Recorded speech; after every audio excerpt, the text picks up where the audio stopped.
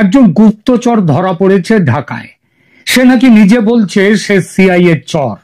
আবার ইউনূস স্যারের হয়ে গলা ফাটান যারা, এমন দু একটা চ্যানেল বলছে না না লোকটা ভারতের গুপ্তচর, রয়্যাল লোক। কিন্তু কাউকে বলতে শুনলাম না যে লোকটা ইউনূসের চর। সন্দেহটা সম্ভবত আমি প্রথম করছি। কেন করছি সেটা নিয়ে এখনকার আলোচনা। তবে আলোচনায় যাওয়ার আগে ঘটনাটি সম্পর্কে দুটো কথা বলে নি। 3 দিন আগে 12ই সেপ্টেম্বর শুক্রবার মধ্যরাত পেরিয়ে সবে যখন শুরু হয়েছে 13ই সেপ্টেম্বর, তখন ঢাকার মিন্টো রোড এলাকায় সন্দেহজনক কার্যকলাপে লিপ্ত থাকার অভিযোগে এনায়েত করিম চৌধুরী নামক এক বাংলাদেশি বংশোদ্ভূত মার্কিন নাগরিককে আটক করেছে পুলিশ। রমনা পুলিশ বিভাগের উপকমিশনার মাসুদ আলমের মতে সন্দেহজনক আচরণের কারণে তাকে বিশেষ ক্ষমতা আইনের আওতায় গ্রেপ্তার করা হয়। পরদিন ঢাকা মেট্রোপলিটন ম্যাজিস্ট্রেট দিলরুবা আফরোজ তিথি তাকে জেলে পাঠানোর আদেশ দেন এবং তার রিমান্ড শুনানি 15ই সেপ্টেম্বর নির্ধারণ করেন। গতকাল মানে 15ই সেপ্টেম্বর আদালতে রিমান্ডের মামলা উঠলে পুলিশ 10 দিনের রিমান্ড চায়, কিন্তু মহানগর ম্যাজিস্ট্রেট আতিউর রহমান 2 দিনের রিমান্ড মঞ্জুর করেন তার জন্য। আপাতভাবে এটি একটি সাধারণ ঘটনা বলে ধরা হতো যদি না লোকটি মার্কিন নাগরিক হতেন এবং ধরা পড়ার পর পুলিশের কাছে যে জবানবন্দি তিনি দিয়েছেন সেটা যদি এমন বিস্ফোরক না হতো। বিস্ফোরক এজন্যই যে তিনি নাকি একটা বড় দায়িত্ব নিয়ে ঢাকায় এসেছেন। দায়িত্বটা কি? পুলিশের প্রাথমিক জিজ্ঞাসাবাদের ভিত্তিতে গৃহীত অভিযোগপত্র অনুযায়ী Enayet Chowdhury 6 September new York থেকে কাতার এয়ারওয়েজের ফ্লাইটে ঢাকায় এসেছেন এবং প্রাথমিকভাবে প্যান প্যাসিফিক সোনারগাঁওয়ে 2 দিন থাকার পর গুলশানে চলে যান। এ পর্যন্ত ঠিক আছে, কারণ বাংলাদেশি মূলের বহু মানুষ বর্তমানে মার্কিন নাগরিক। জানা গেছে এনায়েত করিম চৌধুরী 1988 সালে আমেরিকা যান এবং 2004 সালে সে দেশের নাগরিকত্ব পান। মার্কিন নাগরিকত্ব পেলেও অনেকে মাঝে মাঝে দেশে আসেন, তেমনই তিনি এসেছেন, কিন্তু তিনি দেশ বেড়াতে আসেননি, দেশে ঘুরে দেখতে আসেননি। জিজ্ঞাসাবাদে তিনি নিজেকে বিদেশি গোয়েন্দা সংস্থার একজন চুক্তিভিত্তিক এজেন্ট হিসেবে দাবি করেছেন বলে পুলিশের কাছে তিনি জানিয়েছেন। তিনি বলেছেন যে মোহাম্মদ ইউনূসের অন্তর্বর্তী সরকার তার পরিস্থিতি খারাপ, দুর্বল অবস্থানে রয়েছে। এই সরকারকে দিয়ে আমেরিকার উদ্দেশ্য পূরণ হওয়ার সম্ভাবনা নেই, তাই এই সরকারের পতন ঘটাতে তার ঢাকায় আগমন। পুলিশের অভিযোগ অনুযায়ী তিনি সরকারি নীতি নির্ধারক, উচ্চপদস্থ কর্মকর্তা, রাজনৈতিক নেতা, বিশেষ করে বিএনপি ও জামাতের বড় নেতাদের সঙ্গে ইতিমধ্যে বৈঠক করেছেন এবং প্রভাবশালী ব্যবসায়ীদের সাথেও তিনি গোপন বৈঠক করেছেন। তার কাছ থেকে 2টো আইফোন জব্দ করা হয়েছে। যেগুলোতে এনক্রিপ্টেড যোগাযোগ, উচ্চ পর্যায়ের রাজনৈতিক ব্যক্তিত্বদের সাথে অবস্থানগত তথ্য এবং গোপন বৈঠকের রেফারেন্স সহ নথি পাওয়া গেছে বলে দাবি করেছে পুলিশ। ট্রাম্প সাহেবের কাজকর্ম দেখে তার এবং তার প্রশাসনের বুদ্ধিশুদ্ধি নিয়ে দুনিয়ার মানুষের মনে প্রশ্ন উঠছে আমেরিকাতেও ভীষণভাবে। কিন্তু এনায়েত চৌধুরীর মতো একজন কাঁচা এজেন্ট পাঠাবে আমেরিকা ইউনূসকে গদিচ্যুত করতে, এটা ঠিক যেন হজম হচ্ছে না। ধরা পড়ার সঙ্গে সঙ্গে হড়হড় করে গোপন কথা ফাঁস করাটা গুপ্তচরদের স্বভাব বিরুদ্ধ। আর এই লোকটা ধরা পড়তে না পড়তে জানিয়ে দিল সে সিআইএর এজেন্ট এবং বাংলাদেশে এসেছে ইউনূস সরকারের পতন ঘটাবার উদ্দেশ্যে। দর্শক, আপনি বলুন কোন পাকা এজেন্ট এমন কাজ করে? এটা ঠিক ইউনূস সাহেব এখন আমেরিকার খুব একটা সুনজরে নেই, তা বলে আমেরিকা যদি তাকে সত্যি হটাতে চায় সেটা তো আমেরিকার বাঁয়ে হাত কা খেল।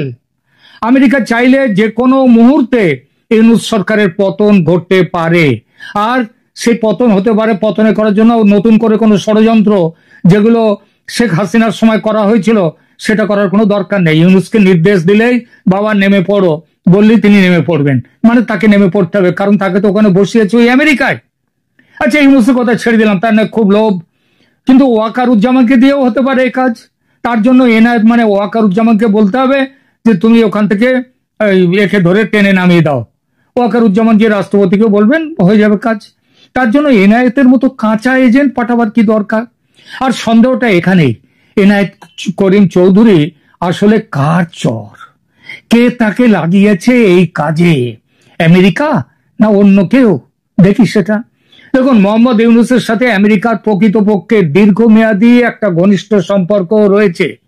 তিনি ক্লিন্টন ফাউন্ডেশনে বড় অঙ্কের অনুদান দিয়েছেন এবং বাইডেন প্রশাসনের সাথে তার ভালো সম্পর্ক রয়েছে। তিনি ডিপ স্টেটের অন্দরমহলের লোক। আবার 2024 সালের সেপ্টেম্বরে আমেরিকা তার সরকারকে $200 মিলিয়ন সাহায্যও দিয়েছে। আর বর্তমানে তাকে দিয়ে ওই বাংলাদেশে একটি সেনা ছাউনি, তারপর সেন্ট মার্টিনস আইল্যান্ড, এসবগুলো নেওয়ার দরকার আছে। বাংলাদেশকে নিজেদের উপনিবেশ করার দরকার আছে আমেরিকার। সুতরাং এই মুহূর্তে অন্তত যতদিন আমেরিকার এখনকার প্ল্যান হচ্ছে ভোট হবে, বিএনপি ক্ষমতায় জিতবে, ক্ষমতায় জিতবার পর বিএনপিকে দিয়ে এইসব কাজকর্মগুলো হবে। সেটা ওই ট্রেসি অ্যান্ড জ্যাকবসন তিনি লন্ডনে গিয়ে তারেক রহমানের সাথে দেখা করে কথা বলে সব ব্যবস্থা করে এসছেন। সুতরাং এই মুহূর্তে যতদিন ভোট না হয় তার প্রয়োজন আমেরিকার কাছে যথেষ্ট। সুতরাং এনায়েতকে পাঠিয়ে পদচ্যুত করার দরকার কেন হবে আমেরিকার? আর দরকার হলে সে হুকুম মুখ থেকে বের করলেই তো মিটে যেত। সেটা বলতে অসুবিধা হলে ওয়াকারুজ্জামানকে দিয়েও করা যেতে পারে কাজটা। তিনিও তো আমেরিকা ও ডিপ স্টেটের কম কাছের লোক নন। আমেরিকা এবং কানাডায় সরকারি সফর করেছেন এবং আমেরিকান সামরিক কর্মকর্তাদের সাথে নিয়মিত যোগাযোগ রক্ষা করেন তিনি। তাহলে এই কাঁচা এজেন্টকে কেন দায়িত্ব দেয়া? এটা ঠিক, প্রত্যক্ষ নিয়ন্ত্রণের একটা সীমাবদ্ধতা আছে। শেখ হাসিনাকে গদিচ্যুত করার সময় আমেরিকা কি করেছিল গদিচ্যুত করতে, সেটা তো সে ভূমিকা আমেরিকার তো সারা বিশ্ব জানে। সে নিয়ে যথেষ্ট চাপেও আছে আমেরিকা। ইউনূস বা সেনাপ্রধানের মতো উচ্চ পদস্থ ব্যক্তিত্বদের প্রত্যক্ষ নির্দেশ দিয়ে কাজ করিয়ে নেওয়াটা রাজনৈতিকভাবে ঝুঁকিপূর্ণ। এতে আমেরিকার যে পসিবল ডিনাইবিলিটি বা অস্বীকার করার যে একটা সম্ভাবনা, সুবিধে, সেটা নষ্ট হয়ে যায়। তাই কি কাঁচা লোকটিকে পাঠানো? এমন সম্ভাবনা একেবারে যে নেই তা বলবো না, কিন্তু যাকে দিয়ে আসল কাজ কিছুই হবে না তাকে কেন পাঠাবে? তাছাড়া এনায়েত চৌধুরী যে নিজেকে সিআইএ এজেন্ট বলে দাবি করছে, সেটা তো সত্য নাও হতে পারে, পেছনে তো অন্য গল্প থাকতে পারে। অনেক সময় গ্রেপ্তার হওয়া ব্যক্তিরা নিজেদের গুরুত্ব বাড়াবার জন্য অতিরঞ্জিত দাবি করেন। বাংলাদেশের এক প্রাক্তন সেনাকর্তা, ইউটিউবার, তিনি আবার ইউটিউবার, খুবই ইউনূসের ভক্ত, তিনি পিতৃসম বলে মনে করেন ইউনূস সাহেবকে। তিনি দাবি করেছেন এনায়েত চৌধুরী ভারতের চর। তবে তার দাবির মধ্যে একটা টুইস্ট আছে। এনায়েতকে পাঠিয়েছে ভারত সেনাপ্রধানের সঙ্গে যোগসাজশ করে, এইটাই তার বক্তব্য। অর্থাৎ ওয়াকার ভারতের সাথে মিলে রয়েছে, আওয়ামী লীগের সাথে মিলে আছে। তার কথা, এই সেনাপ্রধানটিকে যদি ইউনূস সাহেব ক্ষমতায় বসে ছুঁড়ে ফেলে দিতেন তাহলে দেশের অনেক সমস্যাই নাকি দূর হয়ে যেত। যিনি প্রধান উপদেষ্টার ক্ষমতা সম্পর্কে, অর্থাৎ তার এই সেনাপ্রধানকে হটাবার ক্ষমতা তার আছে কিনা এই সম্পর্কে যদি তার বিন্দুমাত্র ধারণা থাকতো তাহলে তিনি এই কথা বলতেন। সুতরাং তার ওই দাবি নিয়ে আলোচনার করার কোনো যোগ্যতা আছে বলে আমি মনে করি না। তিনি প্রাক্তন মেজর জেনারেল হন আর যেই হন, তিনি কয়েক মাস আগে যে প্রাক্তন সেনার দল 4 ঘন্টা না 8 ঘন্টায় কলকাতা দখল করতে মিছিল করবে বলে রাস্তায় বেরিয়েছিল মিছিল করতে, তাদেরই সমগোত্রের। এদের মাথায় এটা ঢোকেনি যে বাংলাদেশে গোয়েন্দাগিরি করতে আমেরিকা থেকে চর নিয়ে আসার ভাবনা স্রেফ পাগলরাই ভাবতে পারে। আর নিজের দেশে মার্কিন নাগরিককে দিয়ে চর বৃত্তি করার কথা ওয়াকারুজ্জামান ভাববেন, এতটা বোকা তিনি নন। তাহলে কার চর হতে পারেন? আমেরিকার তো হলো না, তাহলে কার চর হতে পারেন এনায়েত করিম চৌধুরী? আমেরিকার নয়, ভারতের নয়, এমনকি সেনাপ্রধানের নয়। ঘটনাক্রম যেদিকে সম্ভাব্যতার আঙুল তুলছে, যেটা আমি একদম প্রথমেই বলেছিলাম, সেটা হলো আঙুলটা উঠছে স্বয়ং ইউনূস সাহেবের দিকে। কারণ তিনি বাংলাদেশের প্রধান উপদেষ্টা বটে সরকারের, অন্তর্বর্তী সরকারের, কিন্তু তা তো শেকড় আমেরিকায়। সেখানে তো তার কম লোকজন নেই, বরং সেখানেই তার সব আসল লোকজন। তো এনায়েত কি তার লোক হতে পারে না? এই লোকটিকে তিনি আমেরিকা থেকে উড়িয়ে এনে নিজের বর্তমান যে নড়বড়ে আসনটা রয়েছে সেই আসনটাকে একটু শক্ত করতে, একটু সুস্থির করতে তিনি কি আনতে পারেন না? অর্থাৎ এটা মোহাম্মদ ইউনূসের নিজের রাজনৈতিক প্রয়োজন। বাংলাদেশ সরকার হয়তো নিজেদের বৈধতা প্রমাণ করতে, এবং আরো বড় কথা, বিরোধীরা তার বিরুদ্ধে বিদেশি ষড়যন্ত্র করছে, মানে ভারতকে নিয়ে করছে, এই গল্প তৈরি করতে এনায়েত চৌধুরীকে আনা হলো না। তো দেখুন, আমেরিকা প্রকৃত ইউনূস সরকারের পতন চাইলে, আগেই বলেছি, এমন একটা কাঁচা এজেন্টকে তারা পাঠাতো না। এই সম্পর্কে, এই ব্যাপারে আরো কতগুলো ব্যাখ্যা অবশ্য থাকতে পারে, কিন্তু সেই জন্য, যেমন ধরুন, তথ্য সংগ্রহ করার জন্য প্রকৃত অবস্থা বাংলাদেশে কেমন আছে, ইউনূসের কেমন আছে, অর্থাৎ ওপিনিয়ন তৈরি করার জন্য তাকে পাঠাতে পারে। আবার এনায়েত চৌধুরী নিশ্চয়ই সে সিআইএ এর এজেন্ট নন, কিন্তু কারো না কারো এজেন্ট তো বটেই, নইলে হঠাৎ সেখান থেকে এলো কেন? এরপরে বাংলাদেশ সরকারের পক্ষ থেকে বিদেশি ষড়যন্ত্রের একটা গল্প তৈরি করার জন্য এই এনায়েত চৌধুরী নামক এই যে নাটকটি, এই নাটকটা হয়েছে। সুতরাং এটা একটা খারাপ ভাবে পরিকল্পিত অভিযান, তাই সে যেই করুন। গোয়েন্দা কার্যক্রমের জগতে আকামস রেজার বলে একটা নীতি আছে, সেই নীতি প্রয়োগ করলে সবচেয়ে সরল ব্যাখ্যাটাই সত্যি হওয়ার সম্ভাবনা থাকে।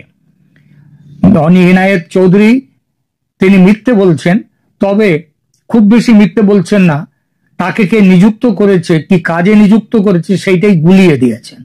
সেটা হচ্ছে, এই গল্পটা তৈরি করেছেন যিনি, স্বয়ং ডক্টর মোহাম্মদ ইউনূস।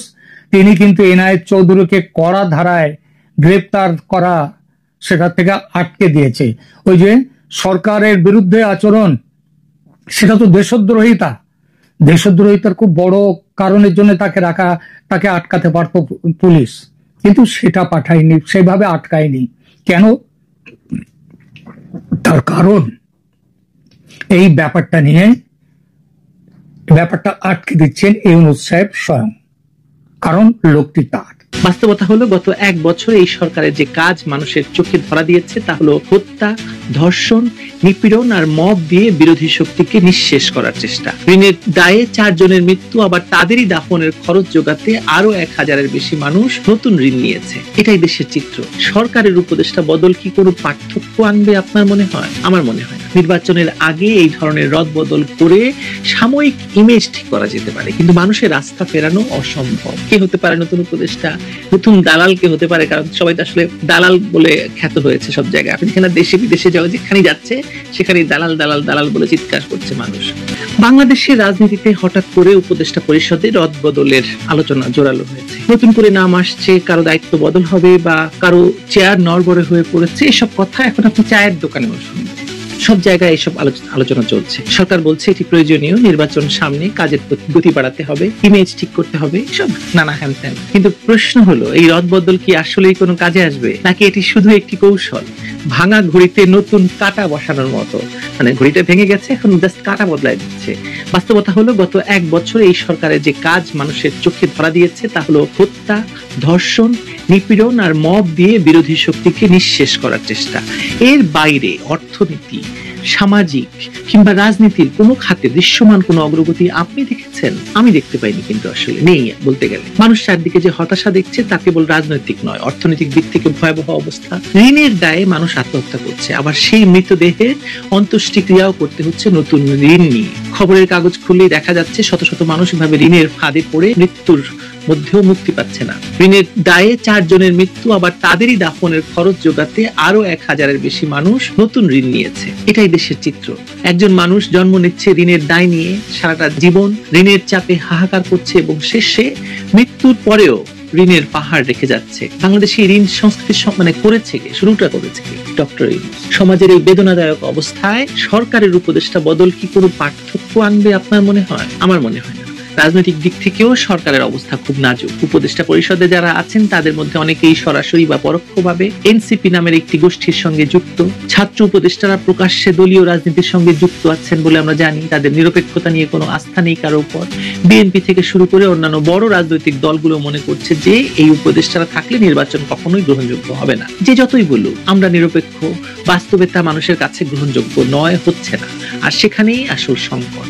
নির্বাচনের আগে এই ধরনের রদবদল করে সাময়িক ইমেজ ঠিক করা যেতে পারে, কিন্তু মানুষের আস্থা ফেরানো অসম্ভব। মানুষ যখন শেখ হাসিনার সময়ের সঙ্গে বর্তমান সময়ের তুলনা করে তখন তারা হতবাক হয়, তারা প্রকাশ্যে বলে। আপনি একজন রিক্সাওয়ালা থেকে শুরু করে সমাজের যে কোনো স্তরের মানুষকে জিজ্ঞেস করতে পারেন, তারা সরাসরি বলবে আগেই ভালো ছিলাম। জীবনের মান, নিরাপত্তা, অর্থনীতি সবকিছু যখন ভয়াবহ অবস্থা, তারা মনে করে যে এর আগে তারা তুলনামূলকভাবে স্থিতিশীল ছিল তাদের জীবন, তাদের সামাজিক অবস্থা, তাদের রাজনৈতিক অবস্থা, তাদের অর্থনৈতিক অবস্থা।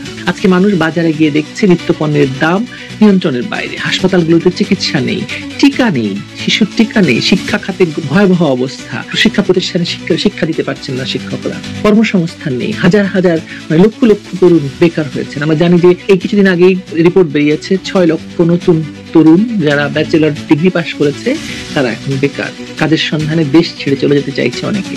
এই বাস্তবতায় সরকার কিসের সাফল্য দেখাবে বলুন? মানুষ তা আসলে খুঁজে পাচ্ছে না। আপনি পাচ্ছেন কিনা জানি না, আমাকে আপনারা বলবেন যে আমি সরকারের সমালোচনা করি সেই জন্য হয়তো বলি যে কোনো সাফল্য দেখাতে পারছে না। আসলে তো কোনো সাফল্য নেই। সবচেয়ে বড় বিপদটা কি জানেন? সবচেয়ে বড় বিপদ হচ্ছে সরকার দেশের রাজনীতিকে ঠেলে দিচ্ছে উগ্র ধর্মান্ধ জঙ্গি গোষ্ঠীর হাতে।